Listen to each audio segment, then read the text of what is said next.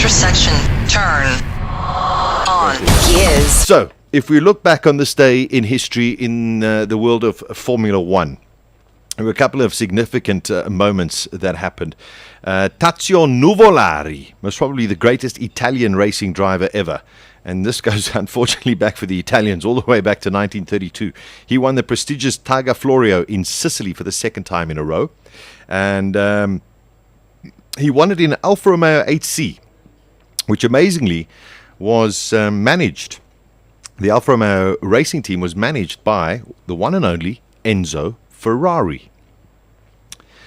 Also back on this day in 1977 in Formula One, Mario Andretti opened the European season with a win at the Spanish Grand Prix for John Player Lotus. But the very significant and very, very unfortunate occurrence that happened on this day back in 1982 was the death of Gille Villeneuve. Now, many people had speculated that Villeneuve's death was inevitable. Villeneuve was an incredibly fast racing driver. In the sense, not overly reckless, but just incredibly fast, and took things to such a limit and to such an edge that many other racing drivers would never have actually done it. It was an extraordinary drive by Gille Villeneuve back in 1979, taking second place. It was the year also that Jody Scheckter from South Africa won the Formula One World Championship, just 4 points ahead of his teammate, who was Gille Villeneuve. Both drivers won 3 Grand Prix during that 1979 season. I was very lucky as a very, very young boy to go and watch Villeneuve win at Kyalami back in 1979 as well. He was heralded as one of the fastest and, in a way, scariest racing drivers that the world had ever seen. And unfortunately, on this day back in 1982, his luck did eventually run out.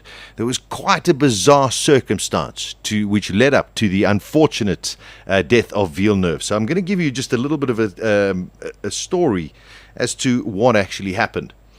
The third race of the season, or fourth race, I think it was the fourth race of the season, in the 1982 season was the San Marino Grand Prix, which took place at the legendary Imola circuit, where unfortunately Ayrton Senna died.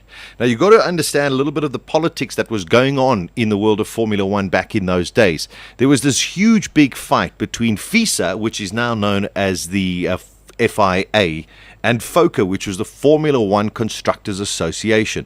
FISA was Jean-Marie Balestre, and FOCA was none other than Bernie Ecclestone. And what happened is that there was a boycott of many of the teams to not take part in various Grand Prix because of this politics that was going on between FOCA as well as FISA. So what happened was they went to San Marino, all of the teams, and unfortunately there were only 14 cars that actually took place on that day because of this boycott. Renaud Arnoux and Alain Prost in the Renault turbo-powered cars actually put the cars on the front row, but their cars failed.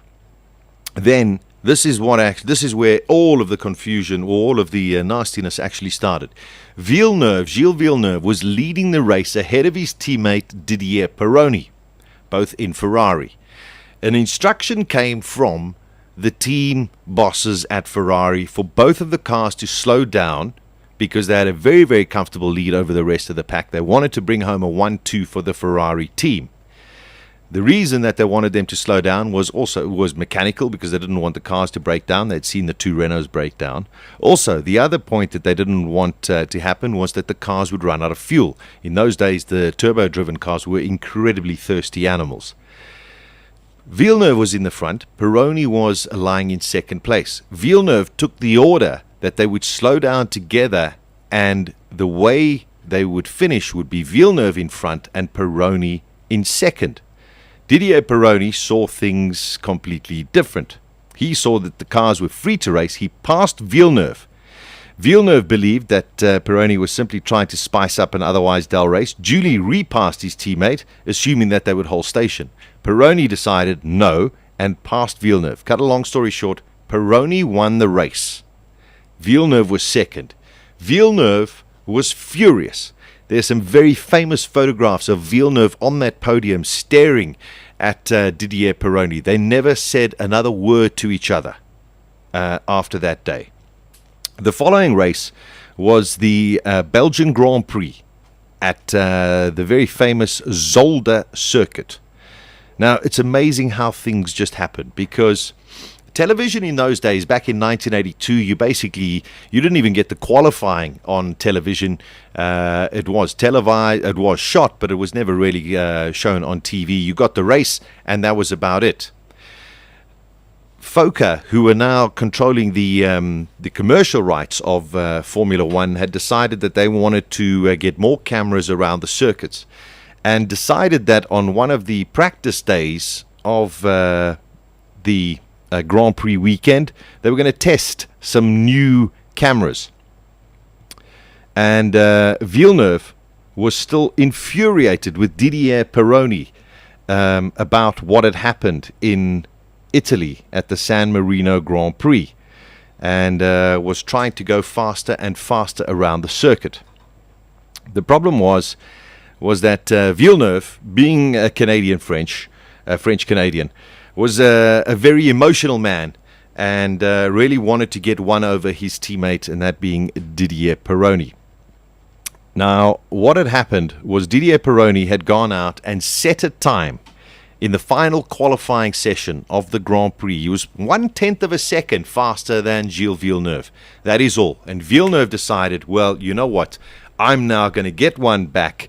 And his aim was to beat Didier Pironi. He went out, and the TV cameras were testing these new cameras around the circuit. And what happened was Villeneuve came down a very fast straight, and then you go into a left-hander and then a right-hander, sort of like an S-bend horseshoe. And on his way down towards the S-bend was going at tremendous speed, and in front of him was a very slow car driven by Johan Mas. Unfortunately, Villeneuve clipped the back of Johan Mas's car. The car flipped over, spun in the air, and unfortunately, the power, the force that the car actually hit, Gille Villeneuve, in his seat, his helmet was ripped from his head, and Villeneuve and the seat were catapulted across the racetrack into the fence. And unfortunately, that is how Gille Villeneuve died. This was the news that came out after the accident. Gille Villeneuve is critically ill in hospital after a 170 miles an hour crash during practice for tomorrow's Belgian Grand Prix at Zolder. Villeneuve, who's Gearz on bulls.co.za with Sasha Martinengo.